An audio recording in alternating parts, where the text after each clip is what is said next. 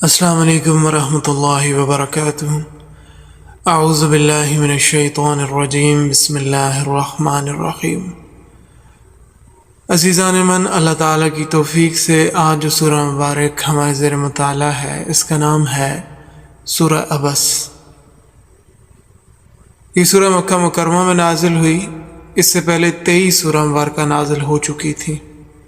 نزول کے اعتبار سے سورہ مبارکہ کا 24واں نمبر ہے، 1 رکوع، جبکہ 42 آیات پر مشتمل یہ سورہ ہے۔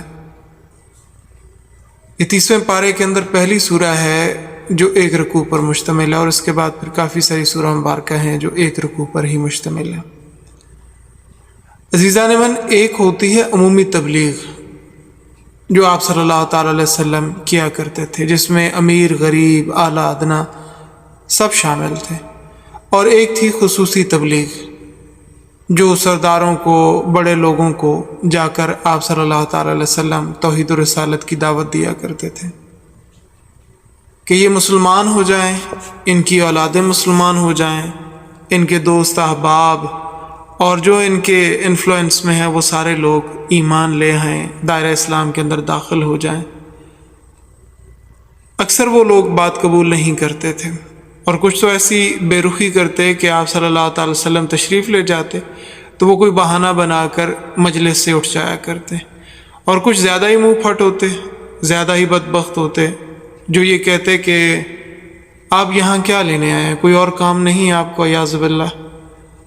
اور بعض بڑے شریف النفس، شریف الطبع ہوتے، وہ بڑی سہولت کے ساتھ آپ صلی اللہ تعالی وسلم کو منع کر دیتے۔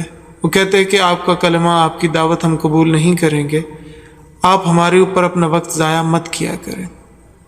الغرض جیسے جیسے جن کے مزاج تھے وہ اسی طرح کا برتاؤ بھی کرتے تھے۔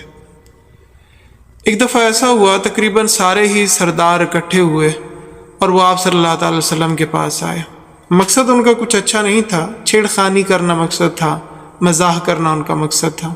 وہ آ گئے، حضرت صلی اللہ تعالی علیہ وسلم کی خدمت میں اس وقت چند صحابہ کرام بھی موجود تھے رضوان اللہ علیہم اجمعین۔ آپ نے اس موقع کو غنیمت جانا اور یہ سوچا کہ اس سے پہلے تو مجھے الگ الگ ان کے پاس جانا پڑتا تھا، آج چونکہ یہ سارے اکٹھے آ گئے تو ان کے سامنے اسلام پیش کرتا ہوں۔ لہٰذا آپ صلی اللہ تعالی وسلم نے بڑی توجہ، اخلاص کے ساتھ ان کے سامنے توحید اور رسالت کا پیغام پیش کیا، قیامت کا مسئلہ پیش کیا، قرآن کی حقانیت سمجھائے۔ اسی دوران ایک نابینا صحابی حضرت عبداللہ بن عمر بن ام مکتوم رضی اللہ تعالیٰ عنہ تشریف لائے۔ گفتگو جاری تھی، وہ بھی بیٹھ گئے، سنتے رہے۔ گفتگو کے دوران وقفہ آیا۔ اس دوران نہ تو آپ صلی اللہ تعالی وسلم نے کوئی بات ارشاد فرمائی اور نہ ہی حاضرین مجلس میں سے کسی نے کوئی سوال کیا۔ چونکہ حضرت عبداللہ نابینا تھے، وہ اندازہ نہیں کر سکے کہ بات مکمل ہو گئی ہے یا مزید ابھی بات کی جائے گی، لہٰذا انہوں نے اپنا سوال شروع کیا، جس پر آپ صلی اللہ تعالی وسلم نے ناراضی کا اظہار فرمایا، اور اس کے اثرات آپ صلی اللہ تعالی وسلم کی پیشانی مبارک پر بھی ظاہر ہوئے۔ صاحب تفسیر لکھتے ہیں کہ عبسہ کا معنی ہے پیشانی پر بل پڑ جانا اور چہرے کا کچھ اداس ہو جانا۔ آپ صلی اللہ تعالی وسلم ابھی بات کر رہے تھے، یعنی بات ابھی مکمل نہیں ہوئی تھی کہ اس دوران انہوں نے بات شروع کر دی۔ اگرچہ آپ صلی اللہ تعالی وسلم نے ان کو کچھ کہا نہیں، لیکن ان کے سوال کو بھی پسند نہیں کیا اور نہ ہی ان کی طرف توجہ کی۔ جو سردار وہاں پر موجود تھے ان کے ساتھ گفتگو دوبارہ شروع ہو گئی۔ اب عبداللہ بن عمر بن مکتوم رضی اللہ تعالی عنہ، انہوں نے اندازہ لگایا کہ میری غلطی ہے، میں درمیان میں بول پڑا، لہٰذا وہ اپنی جگہ جھینپ گئے، شرمندہ ہوئے اور اٹھ کر چلے گئے۔ یہ جا رہے تھے کہ اللہ تعالیٰ کی طرف سے یہ سورہ مبارکہ نازل ہوئی جو آج ہماری زیر مطالعہ ہے۔ اللہ رب العالمین نے ارشاد فرمایا، عبس وتولی۔ اے پیغمبر صلی اللہ تعالی وسلم، آپ نے تیوری چڑھائی، ترش روئی کا اظہار کیا اور اعراض کیا، اس واسطے کہ جاءہ الاعمی، آیا ان کے پاس نابینا، وما یدریکا، اور آپ کو کس نے بتلایا؟ حضرت صلی اللہ تعالی وسلم کو خطاب کیا، لعلہ یزکا، شاید کہ وہ نابینا پاک ہو جائے، صفائی حاصل کرتا، مسلمان تو وہ پہلے ہی تھا، آپ اس کے سوال کا جواب دے دیتے، اس کو پاکیزگی حاصل ہوتی، او یذکر، یا وہ نصیحت حاصل کرے، آپ اس کے سوال کا جواب دے دیتے، اس کو نصیحت حاصل ہوتی، فتنفعہ الذکر، پس نفع دیتی اس کو نصیحت، خود بھی عمل کرتے اور دوسرے لوگوں کو بھی وہ بتلاتے۔ آپ صلی اللہ علیہ وسلم نے اس کی طرف توجہ نہیں دی۔ اما من استغنا، بہرحال جس شخص نے بے پرواہی اختیار کی اسلام سے، فأنت لہ تصدی، بس آپ اس کے پیچھے ہیں، آپ ان کو توجہ دیتے ہیں۔ یہ اسلام قبول کرنے کے لیے نہیں آئے۔ اللہ تعالیٰ نے پیغمبر صلی اللہ تعالی وسلم کو بتلا دیا کہ یہ جو سردار آپ کے پاس آئے ہیں، جن کو حضرت عبداللہ کے بجائے آپ نے توجہ دی ہے، یہ اسلام قبول کرنے کے لیے نہیں آئے، بلکہ یہ تو چھیڑخانی اور شرارت کے لیے آئے ہیں، ان کی نیت ٹھیک نہیں ہے۔ وما علیک الا یزکا، حالانکہ آپ کے ذمے بھی نہیں ہے کہ وہ ضرور تزکیہ حاصل کر کے جائیں یہاں سے، ان کا ایمان لانا آپ کے ذمے نہیں ہے۔ ہدایت دینا رب تعالیٰ کا کام ہے۔ سورۃ القصص آیہ نمبر 56 کے اندر ہے، انک لا تہدی من احببت ولکن اللہ یہدی من یشاء، بے شک آپ ہدایت نہیں دے سکتے اس کو جس سے آپ کو محبت ہو، لیکن اللہ تعالیٰ ہدایت دیتا ہے جس کو چاہتا ہے۔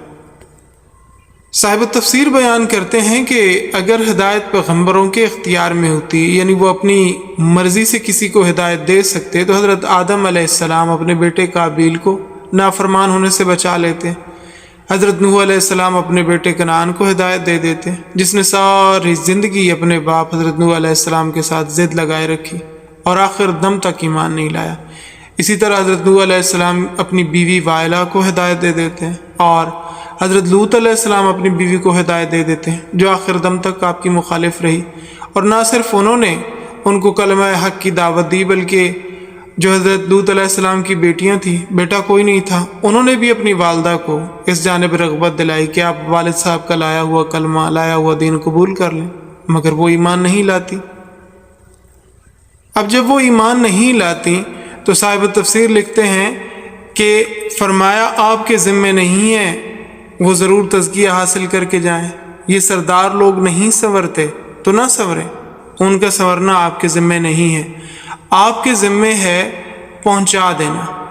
اللہ تعالیٰ قرآن پاک میں ارشاد فرماتے ہیں، یا ایھا الرسول بلغ ما انزل الیک من ربک، سورہ المائدہ آیہ نمبر 67، اے رسول صلی اللہ تعالی علیہ وسلم آپ پہنچا دیں وہ چیز جو نازل کی گئی ہے آپ کی طرف، آپ کے پروردگار کی طرف سے، جو احکام رب تعالیٰ کی طرف سے نازل ہوئے وہ پہنچا دیں۔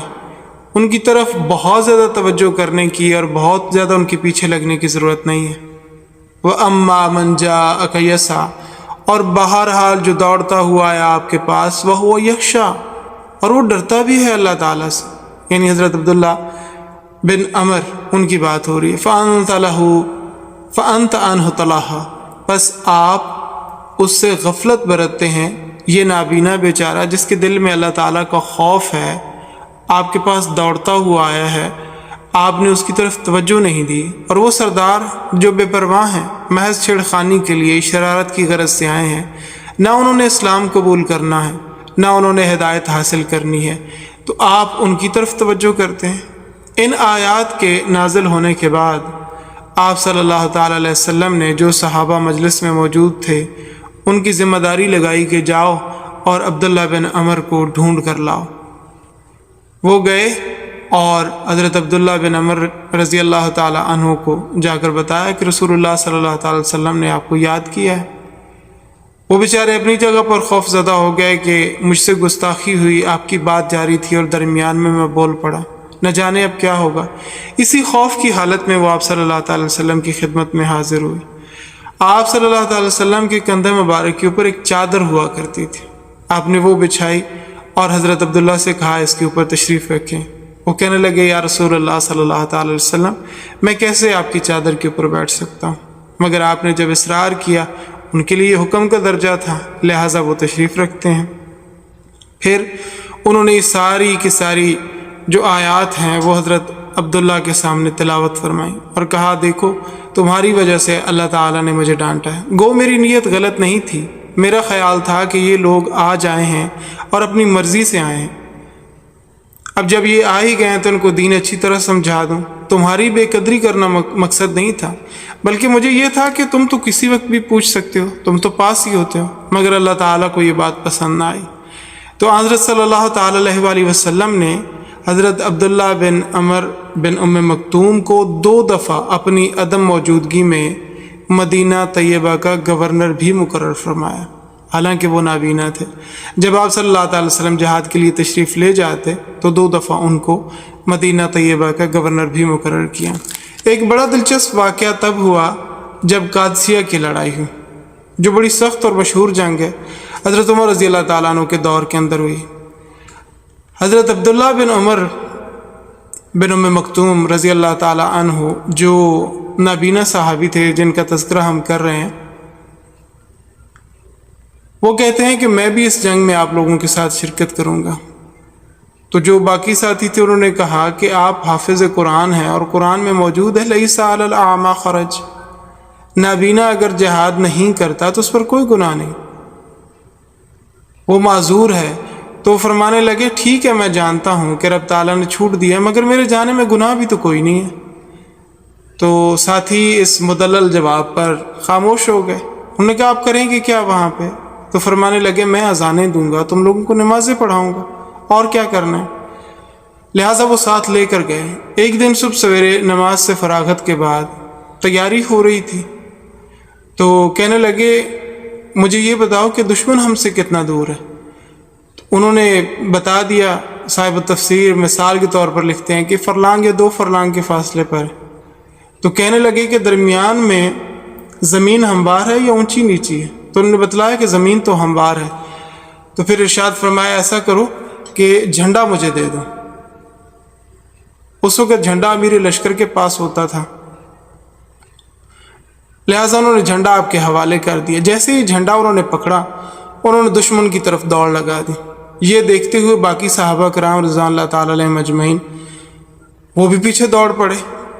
کئی صحابی ہیں، بزرگ ہیں اور نابینا ہیں، کہیں دشمن ان کو شہید ہی نہ کر دے.